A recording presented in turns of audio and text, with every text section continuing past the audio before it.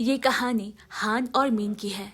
वो दोनों एक दूसरे को पाने के लिए बार बार टाइम ट्रेवल करके अतीत में आते हैं, लेकिन हर बार उनमें से कोई एक मारा जाता। तो क्या वो दोनों समय के इस चक्रव्यूह को तोड़कर बाहर निकल पाएंगे, या हर बार की तरह वो इसी में फंसे रह जाएंगे? जानने के लिए इस वीडियो को अंत तक देखें। और आगे बढ़ने से पहले अगर आपको भी मेरी तरह रोज ऐसी कहानियां सुनना पसंद है तो इस चैनल को पक्के से सब्सक्राइब करें और साथ ही साथ इसे लाइक करना बिल्कुल ना भूलें। तो चलिए शुरू करते हैं। कहानी हान नाम के बच्चे को दिखाते हुए होती है। वो आज बहुत उदास है क्योंकि हर रोज उसके बाबा शराब पी के उसे बहुत मारते हैं और हान की माँ अब इस दुनिया में नहीं रही। आज उसका जन्मदिन है लेकिन उसे किसी ने विश नहीं किया, तो वो अपने लिए मिट्टी का एक केक बना रहा है। तभी वहाँ मीन नाम की एक लड़की आती है। वो हान की पड़ोसी है और उसने पूछा कि वो यहाँ अकेले क्या कर रहा है। हान ने कहा कि आज उसका जन्मदिन है, इसीलिए वो केक बनाने की कोशिश कर रहा है। मीन ने उसे जन्मदिन की बधाई दी और मीन ने झटपट आकर उसके लिए एक मिट्टी का केक बना दिया। फिर वो कुछ सोचने लगी और थोड़ी देर में कहा, अगर इसके ऊपर एक कैंडल लगा दिया जाए तो ये केक और भी सुंदर लगेगा। हान को याद आता है कि उसकी माँ ने कुछ मोमबत्तियां बना कर रखी हुई थी, इसीलिए वो दौड़कर घर के अंदर गया।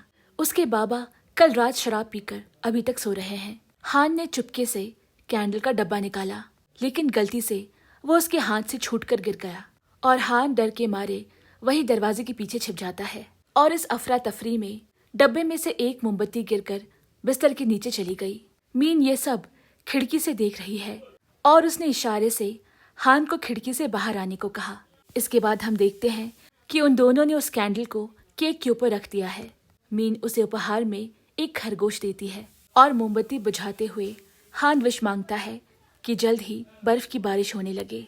ठीक उसके कुछ देर बाद ही आसमान से बर्फ की बारिश होने लगती है। असल में वो मोमबत्ती कोई साधारण मोमबत्ती नहीं थी, बल्कि वो जादुई मोमबत्ती है जो लोगों के विशेस को पूरा करती है। और इस पहली बर्फ की बारिश में मीन और हान खूब मस्ती कर रहे हैं। वो दोनों खूब खेलते हैं। लेकिन इसके अगले दिन जब हान मीन के घर गया तो वो लोग ये शहर छोड़कर जा चुके हैं। ये देखकर हान बहुत उदास हो जाता है और वो फिर से पूरी तरह अकेला हो गया। इस तरह साल दर साल बीतते गए। साल 2018 आ गया। मीन और हान दोनों अब बड़े हो चुके हैं। हमें मीन को दिखाया जाता है जो कि एक शादी का केक बना रही है। दरअसल मीन अब एक केक डेकोरेटर है और खुद का एक बेकरी भी चलाती है। वहीं हम उसी शादी में हान को भी देखते हैं जो कि मेहमानों के टेबल के नीचे कुछ लकी खिलौने रख रहा है, क्योंकि वर्तमान में वो एक टॉय डेकोरेटर के हिसाब से किसी कंपनी में काम करता है। अब यहाँ हम देखते हैं कि मीन के केक को किसी बच्चे ने खराब कर दिया है। वो मदद मांगने के लिए बाहर आती है और तभी वहाँ से हान गुजर रहा था। वो हान को अपने साथ अंदर ले आई और उसे पहनने के लिए ग्लव्स देती है, क्योंकि वो अकेले इस केक को ठीक नहीं कर पाएगी। हान बिना कुछ बोले चुपचाप वहीं खड़ा रहता है और वो बड़े गौर से मीन को वो केक ठीक करते हुए देख रहा है। और देखते ही देखते उसे ये आभास हुआ कि ये मीन वही उसकी बचपन की दोस्त है। अब शादी का समारोह शुरू हो गया। हम देखते हैं कि मीन ने बड़े ही सुंदर ढंग से उस केक के हिस्से को फूलों से सजा दिया है। मीन ने इसके लिए हान का शुक्रिया अदा किया, क्योंकि अगर वो उसका साथ नहीं देता तो वो इतनी जल्दी इस केक को ठीक नहीं कर पाती। हान उसे बताता है कि शादी में जो दूल्हा है वो उसका दोस्त टेडी है, और वही मीन भी बताती है कि जो दुल्हन है उसका नाम सुमी है और वो उसकी बेस्ट फ्रेंड है। तभी टेडी और सुमी ने अनाउंसमेंट किया कि सभी मेहमानों की चेयर के नीचे कुछ गिफ्ट्स रखे गए हैं और जिस किसी को भी एक खास तरह का बिल्ली वाला खिलौना मिलेगा वो इस खेल का विजेता होगा। ये सुनकर मीन ने भी अपने चेयर के नीचे से गिफ्ट निकाला, लेकिन वो कोई आम सा खिलौना था, जिसे देखकर मीन का मूड खराब हो जाता है, क्योंकि वो कई दिनों से उस खास बिल्ली वाले खिलौने को ढूंढ रही है।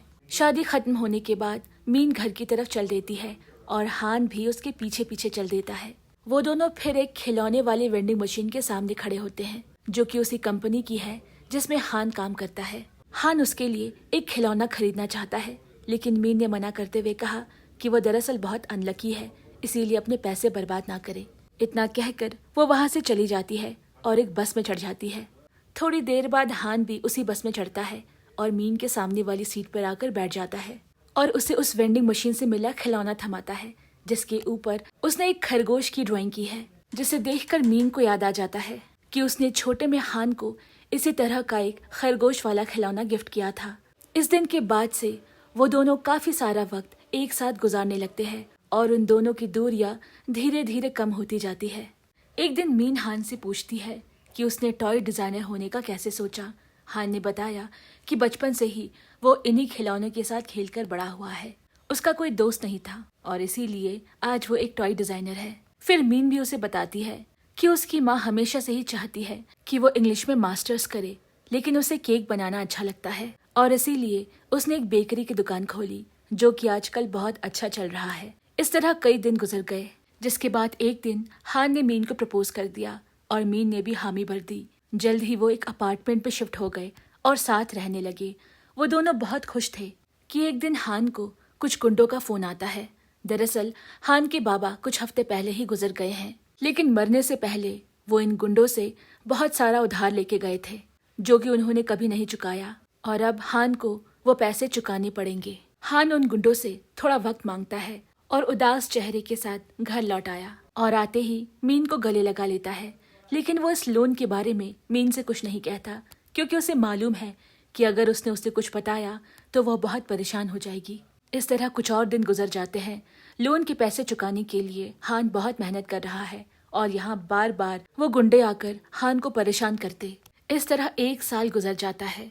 आज 31 दिसंबर 2023 है, यानी कि साल का आखिरी दिन। हान सुबह जल्दी उठ जाता है क्योंकि उसे किसी से मिलने जाना है और यहाँ मीन भी जल्दी जल्दी टिफिन बांध रही है। गाड़ी पे हान उसका इंतजार करता है और जल्दबाजी में आते हुए मीन गिर पड़ती है। गिरने से उसे थोड़ी चोट लगाई है। इतने में हान दौड़ता हुआ उसके पास पहुंचता है। अब गाड़ी में बैठकर मीन उससे पूछती है कि आज का उसका क्या प्लान है। दरअसल आज हान का जन्मदिन है, लेकिन हान आज इस दिन के लिए बिल्कुल भी एक्साइटेड नहीं है। वो मीन को उसके बेकरी तक छोड़ देता है और इधर उसके कहने पर उसका दोस्त टेडी किसी क्लाइंट पर नजर रखे हुए है। दरअसल हान की कंपनी को किसी बड़े प्रोजेक्ट की जरूरत है और इसी सिलसिले में वो आज इस क्लाइंट से मिलने के लिए आया है। क्लाइंट ने उसे वो प्रोजेक्ट दे दिया, लेकिन उनकी एक शर्त है कि खिलौने के साथ साथ उन्हें एक कहानी भी चाहिए। इसके बाद टेडी हान को एक राइटर की कहानी की किताब दिखाता है और उस राइटर के बने ड्राइंग्स हान के खिलौने से मैच करते हैं। ये कहानी एक रोबोट की थी जिसके पास कुछ पावर्स थे कि वो अतीत को बदल सकता है, लेकिन वो जितना भी अतीत को बदलने की कोशिश करे उससे भविष्य पर कोई असर नहीं पड़ता। आखिरकार वो अपना सब कुछ दांव पर लगाकर भविष्य बदलना चाहता है।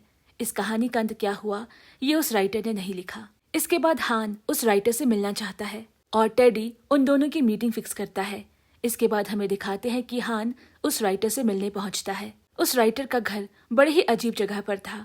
हान के दरवाजा खटखटाने पर उस राइटर ने दरवाजा खोला। उसकी उम्र कोई 45-50 के आसपास रही होगी। उस राइटर की कहानी की किताब का नाम है यस्टरडे वंस मोर। उन दोनों में काफी बातें होने लगी, लेकिन हान को उसकी कई सारी बातें समझ में नहीं आती क्योंकि वो बड़ा आध्यात्मिक किस्म का आदमी था। वो बताता है कि अतीत बदलने का मतलब ये नहीं कि भविष्य भी बदल जाएगा, लेकिन कभी कभी इच्छाएं पूरी होती है जिसके लिए हमें सही फैसले लेने होते हैं। इसके बाद दृश्य बदलता है और हान के ऑफिस को दिखाया जाता है जहाँ पर उनका बॉस एक डील के फाइनल होने की खुशी में पार्टी देना चाहता है। जब हान ने बहाना बनाकर वहां से जाने की कोशिश की तो उसके बॉस ने उसे मना कर दिया क्योंकि वो हमेशा ऑफिस की पार्टियों से गायब ही रहता है। क्योंकि सबसे पहले तो आज हान का जन्मदिन है और दूसरी बात इस पार्टी की वजह ही हान है।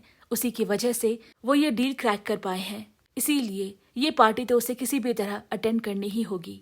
दूसरी तरफ हम मीन को देखते हैं जो घर वापस आकर जन्मदिन की तैयारियों में लगी हुई है क्योंकि वो आज हान के लिए कुछ स्पेशल करना चाहती है।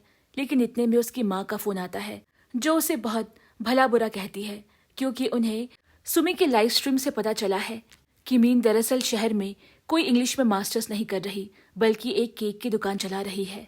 इस बात से मीन का मन बहुत दुखता है और वह चुपचाप एक कोने में बैठी रहती है। दूसरी तरफ हान ऑफिस पार्टी में बिजी है, लेकिन उसका वहां मन नहीं लगता। तभी घर पर मीन को उन्हीं गुंडों का फोन आता है जो हान से पैसे वापस करने को कहते हैं। अब इस बात का पता लगने के बाद मीन हान के ऑफिस आ जाती है जहां पर हान अपने बॉस से 6 महीने की एडवांस सैलरी मांगता है और ये सारी बात मीन पीछे से सुन लेती है और इस बात पर हान से गुस्सा करती है। उसने बताया कि आज घर पर कुछ लोगों का फोन आया था जो तुमसे किसी उधारी लिए गए पैसे की बात कर रहे थे। तो तुम्हारा उन पैसों से क्या लेना देना है, और तुमने इतने पैसे उधार लिए ही क्यों? अब तक हान का दिमाग भी पूरी तरह खराब हो चुका था। उसने मीन पर गुस्सा करते हुए कहा, हर इंसान का एक निजी मामला होता है जिसमें किसी को भी दखल अंदाजी नहीं करनी चाहिए। जैसे कि तुमने आज तक अपनी माँ को नहीं बताया कि तुमने एक बेकरी की दुकान खोली है। ये सुनकर मीन को बहुत बुरा लगता है और वो वहां से जाने लगती है। लेकिन इतने में हान उसका हाथ पकड़कर अपने पास ले आता है और उसे पूरी बात बताता है। वो उसे बताता है कि उसके बाबा ने वो उधारी ली थी जिसके पैसे अब उसे चुकाने होंगे, और इसीलिए वो अपने बॉस से एडवांस सैलरी मांग रहा था। मीन ने उससे कहा कि हमने हमारे भविष्य के लिए जो पैसे जमाए थे तुम वहां से उन्हें लौटा सकते हो, लेकिन हान इसके लिए तैयार नहीं। उसने दुखी होते हुए मीन से कहा कि आज तक मैं तुम्हारे लिए कुछ भी नहीं कर पाया, मेरे पास अपना घर तक नहीं है। पैसों की कमी की वजह से वो दोनों अभी तक शादी नहीं कर पाए और अब इस उधारी के पैसे को चुकाने की जिम्मेदारी भी सर पर आ पड़ी है, और इन सब की वजह से वो मीन को खुश नहीं रख पा रहा, इसीलिए वो बहुत दुखी है। ये सुनकर मीन भी बहुत इमोशनल हो जाती है, क्योंकि उसने हान को कभी भी पैसों के लिए नहीं प्यार किया, और आज उसके मुंह से ऐसी बातें सुनकर उसे बहुत धक्का लगा है। वो रोते हुए वहां से निकल जाती है और हान भी उसका पीछा करते हुए उसके पास आता है। लेकिन एक ट्रक की गलती की वजह से एक पूरा का पूरा बिलबोर्ड मीन के ऊपर गिर गया। उसे तुरंत अस्पताल पहुंचाया गया, लेकिन डॉक्टर्स ने जल्द ही जवाब दे दिया कि वो मीन को नहीं बचा पाए। आधी रात को बड़े दुखी मन से हान घर पहुंचता है और उसने देखा कि मीन ने पूरा घर उसके जन्मदिन के लिए सजाया है। फ्रिज में उसके लिए एक केक भी रखी हुई है जिसके पास में वो मैजिकल कैंडल्स भी रखी हुई है। हान ने उन कैंडल्स को जलाया और उन्हें बुझाते हुए विश मांगी कि मीन उसके पास वापस चली आए। कैंडल के बुझते ही मैजिक शुरू होता है। फिर दृश्य बदलता है और हान सुबह बिस्तर में उठता है। वो देखता है कि समय पीछे जा चुका है। वो घड़ी के समय से पूरा 12 घंटा पीछे जा चुका है और उसके सामने खड़ी मीन जिंदा है। वो सुबह से वो सब कुछ कर रही है जो उसने उसके जन्मदिन पर किया था। वो जल्दबाजी में टिफिन पैक करती है और हान उसे बेकरी ड्रॉप करता है और टेडी के साथ उस क्लाइंट से भी मिलता है। और जब लेखक की बात उठती है तो हान को समझ आता है कि वो लेखक ही दरअसल उसके सारे सवालों का जवाब दे सकता है, और जल्द ही वहां के लिए निकल जाता है और उससे पूछता है कि वो मीन को किस तरह बचा सकता है। लेखक उसकी बातों का कोई जवाब नहीं देता। इसके साथ दृश्य बदलता है। हान मीन के बेकरी आया है उसे कहीं पर ले जाने के लिए। वो उसे एक घर दिखाने के लिए लेकर जाता है। दरअसल ये वही घर है जो मीन हमेशा से खरीदना चाहती है और जिसके बाद वो उसे एक बेकरी शॉप में बदलना चाहती है। हान उसे कहता है कि एक दिन वो ये घर उसके लिए खरीद लेगा। ये सुनकर मीन बहुत खुश होती है। तभी उस घर के दीवार पर लगी एक लाइट पोस्ट गिरती है, लेकिन हान तुरंत मीन को बचा लेता है। इसके बाद वो दोनों डिनर करने के लिए जाते हैं, जहाँ पर मीन की माँ का फोन आता है जो उसे बहुत डांटती है, जिसकी वजह से मीन का मूड ऑफ हो जाता है और वो दोनों बिना खाना खाए वहां से चले जाते हैं। लेकिन पार्किंग लॉट पे वो देखते हैं कि एक शराबी शराब के नशे में अपने बेटे को मार रहा है। ये देखकर मीन उसे बचाने जाती है, लेकिन वो आदमी उल्टा मीन को इतनी जोर से धक्का देता है कि वो मरते मरते बचती है, जो देखकर हान को बहुत गुस्सा आ जाता है और वो शराबी आदमी को मारने लगता है। जिसके बाद पुलिस को वहां आना पड़ता है और वो हान को गिरफ्तार करके वहां से ले जाती है। पुलिस स्टेशन में पुलिस हान से अलग अलग तरह के सवाल कर रही है, लेकिन हान को जल्दी वहां से निकलना होगा क्योंकि समय हो चुका है। मीन किसी भी वक्त मर सकती है। वो जितनी जल्दी हो सके वहां से निकलता है, लेकिन वो देखता है कि रास्ते में एक एक्सीडेंट हुआ है। दरअसल मीन पुलिस स्टेशन आने के रास्ते में ही एक्सीडेंट में मारी गई है। ये देखकर हान पूरी तरह से टूट जाता है और पागलों की तरह चिल्लाने लगता है। वो सीधा उसी लेखक के पास जाकर पूछता है कि वो आखिर कौन है और मेरे साथ ये सब क्यों हो रहा है। वो आदमी उसे बताता है कि वो दरअसल हान का ही भविष्य है और अब उसकी पूरी जिंदगी तन्हाई में कटेगी क्योंकि वो सही समय पर सही फैसला नहीं कर सका। ये सुनने के बाद हान वापस घर आता है और उस मैजिकल मोमबत्ती के सहारे एक और विश मांगता है। वो विश मांगता है कि मीन फिर से जिंदा हो जाए, और इसके साथ ही समय 12 घंटे पीछे लौट जाती है। ठीक उसके जन्मदिन की सुबह मीन जल्दबाजी में नाश्ता बना रही है और फिर पहले की तरह ही घर से निकलते ही वो जल्दबाजी में ठोकर खा के गिर पड़ती है। लेकिन इस बार हान सावधान है। उसने मीन को बचाने के लिए एक प्लान बनाया है। हान उस दिन अपने ऑफिस से छुट्टी लेता है और मीन को कहीं ले जाने के लिए निकल पड़ता है। वो दरअसल मीन की माँ के घर जा रहे हैं। हान ने मीन की माँ को समझाने की कोशिश की कि मीन बहुत अच्छा केक बनाती है और भविष्य में वो बहुत बड़ी बेकरी शॉप की मालकिन बनना चाहती है। यहाँ मीन भी माँ को समझाती है कि वो इंग्लिश लिटरेचर नहीं पढ़ना चाहती, बल्कि उसे केक बनाने में खुशी मिलती है। इसके बाद वो माँ को अपने हाथ का बनाया एक केक खाने के लिए देती है, जिसे खाकर उसकी माँ बहुत खुश होती है और उसकी खुशी में आखिरकार शरीक हो ही जाती है।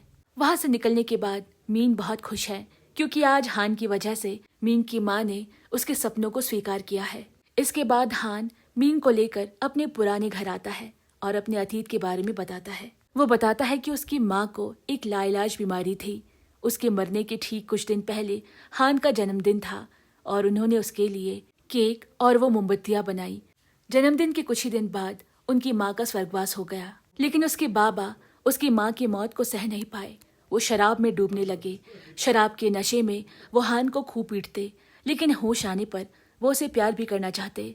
लेकिन इस तरह बाप और बेटे में दूरियां बढ़ती गई और अब कुछ दिन पहले ही उसे पता चला है कि उसके बाबा ने ढेर सारा लोन लिया था जो उसे चुकाना होगा और इसी के लिए वो ये घर बेचने वाला है। मीन उसकी बातों को सुनकर बहुत भावुक हो जाती है और उसे गले से लगा लेती है। अब रात के वक्त हान मीन को न्यू ईयर सेलिब्रेट करने के लिए लेकर आता है, जहाँ टेडी और सुमी उसे एक भूल भुलैया में छोड़ देते हैं। और इसके थोड़ी देर बाद ही हान पूरा सच धज कर उसके पास आता है और उसे शादी के लिए प्रपोज करता है। असल में हान वो सब कुछ करना चाहता है जिससे मीन को खुशी मिले, क्योंकि उसे मालूम है कि वो उसकी मौत नहीं टाल सकता। मीन खुशी में वहां से जाने लगती है कि तभी सामने से एक गाड़ी आ रही थी। इस बार हान ने तो किसी तरह उसे बचा लिया, लेकिन फिर उल्टी तरफ से एक बस आ रही थी। लेकिन अब की बार हान ने मीन की जगह खुद का बलिदान दे दिया। वो उसे हटाकर उस गाड़ी के सामने आ गया। इसके बाद दृश्य बदलता है और हम देखते हैं कि मीन हॉस्पिटल में बेहोश है। जब उसे होश आया तो उसकी माँ ने उसे बताया कि उसे बचाते हुए हान मारा गया। ये सुनते ही मीन पूरी तरह टूट जाती है और बहुत रोती है। थोड़ी देर बाद टेडी वहां आता है। असल में वो मीन को कुछ बताने आया है। उसने बताया कि हान आज सुबह ही उससे मिलने आया था और उसने आज के दिन की पूरी घटना उसे बताई। उसने कहा कि वो मीन को मरने से बचा तो नहीं सकता, लेकिन उससे जगह जरूर बदल सकता है और इसीलिए उसने तुम्हारी जगह खुद की आहुति दे दी। वो उसे ये भी बताता है कि मीन यस्टरडे वंस मोर किताब के लेखक से भी मिलने गया था और जहां जाकर उसे आगे की बात पता चलेगी। मीन उससे उस राइटर का पता लेती है और उसे मिलने पहुंच जाती है। लेकिन ताज्जुब की बात है, इस बार वहां कोई आदमी नहीं बल्कि एक मध्य उम्र की औरत है, यानी कि ये महिला मीन का भविष्य है। वो भी उसे यही कहती है कि उसका भविष्य बड़ी ही तन्हाई में कटेगा, क्योंकि वो मैजिकल कैंडल्स अब खत्म हो चुकी है। मीन को एक मौका मिला था भविष्य बदलने का, लेकिन उसे यह मौका नहीं मिल पाएगा। लेकिन मीन उसकी बातों पर विश्वास नहीं करती। उसे पूरा भरोसा है कि कोई न कोई रास्ता जरूर है जिससे कि वो हान को वापस ला सकती है। वो दुखी मन से वहां से निकल जाती है और रास्ते में अनमने मन से चलते हुए उसे याद आता है कि उस दिन बचपन में मोमबत्ती के डब्बे में से एक मोमबत्ती बिस्तर के नीचे चली गई थी और वो दौड़ते हुए हान के घर पहुंचती है और उस मोमबत्ती को हर जगह ढूंढने लगती है। आखिरकार वो मोमबत्ती उसे मिल ही गई, लेकिन दुर्भाग्यवश वो टूट चुकी है। मीन उसे बार बार जलाने की कोशिश करती है, लेकिन वो किसी तरह नहीं जलती। आखिरकार वो उसे जलाने में कामयाब रही, लेकिन मीन को अच्छे से पता है कि वो मौत को चकमा नहीं दे सकते। उसे कुछ और मांगना होगा, क्योंकि ये आखिरी मोमबत्ती है। उसे सोच समझकर फैसला लेना होगा और वो फैसला लेती है कि उन दोनों की मुलाकात कभी भी ना हो, यानी कि ना कभी वो मिलेंगे और ना ही उन दोनों में प्यार होगा। इसके बाद सीन बदलता है। हम देखते हैं कि मीन नींद से जागी है और वो अपने घर पर है। उसे सुमी का फोन आता है और उसे पता चलता है कि यह साल 2018 है, यानी कि आज ही सुमी की शादी है और आज के दिन ही वो हान से मिलने वाली है। उसे हान के बारे में जानना ही होगा, इसीलिए वो सबसे हान के बारे में पूछती है, लेकिन कोई उसके बारे में नहीं बता पाता। उसके बाद मीन वो घर खरीद लेती है जो कि हान ने उसे कहा था कि वो उसे खरीद कर देगा। लेकिन दिन महीने साल बीतते गए, लेकिन हान का कोई पता नहीं चलता और वो अकेली ही जिंदगी में आगे बढ़ना सीख गई। इस तरह कई साल बीत गए और आखिरकार 2023 की वो आखिरी शाम आ गई जिस दिन मीन मरने वाली थी। हम देखते हैं कि उस दिन हान जिंदा है और अपना जन्मदिन मना रहा है और मीन अकेले ही आसमान की तरफ देखते हुए आतिशबाजियों को देख रही है।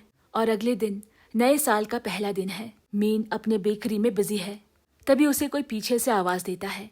मीन इस आवाज को अच्छे से पहचानती है। और जब उसने पलट कर देखा तो हान वहाँ खड़ा है। मीन इतना खुश होती है कि वो अपने जज्बात संभाल नहीं पाती और रो पड़ती है।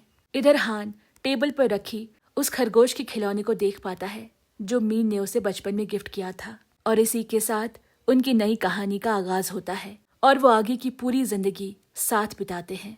अब दृश्य बदलता है और कई साल बीत जाते हैं। हम उन दोनों मध्य आयु के लेखक लेखिका को साथ देख पाते हैं। वो दोनों दरअसल खुद हान और मीन ही है, यानी कि उन दोनों ने अपनी पूरी जिंदगी हंसी खुशी बिता दी।